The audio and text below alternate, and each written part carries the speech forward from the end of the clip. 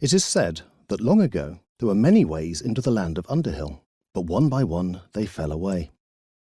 Until, search as you would, you might never find your way from the comforting world we all know into that place of magic and adventure. But for James and Jemima, fleeing from the cruel Mr. Ragstaff, the entrance was just a path into the woods they had never noticed before, twisting between the gnarled old trees. The Road to Underhill, 1947.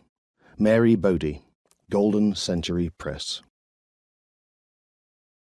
Breaking into television was proving unexpectedly stressful for Harry, which seemed particularly unfair given that he was on the cusp of 40 and had been working in TV for 2.5 decades. He'd assumed he'd be in his stride by now, but then he'd made the mistake of swerving out of his lane, and suddenly it was this invisible maze of attitudes and prejudices, all of which seemed to be personified in Margot Lorne, the semi-beloved presenter of How Even Me.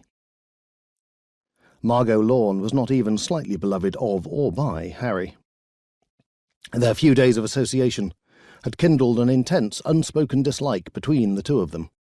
By mutual and instant agreement they expressed this by being over-jolly and backslappish, all not quite touching hugs and kissing the air past their cheeks, each ringing with distaste for their opposite number.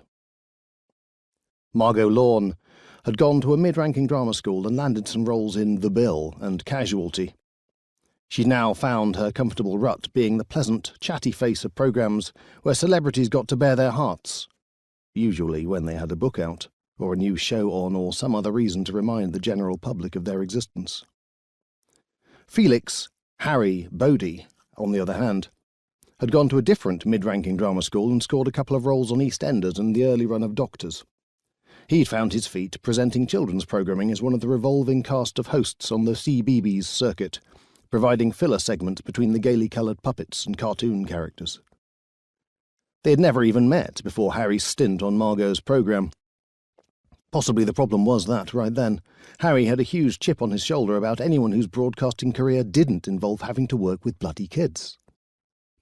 He had already alienated a fair number of his regular co-hosts for exactly the same reason, because they all seemed to be able to caper and gurn and get through the interminable clapping songs without wanting to drop an F-bomb in front of 500,000 4- to 7-year-olds. Not so he. And there was the elephant in the room, of course. His other ersatz claim to fame that he simultaneously insisted wasn't important, while being secretly resentful that it hadn't somehow propelled him magically to greater heights of success.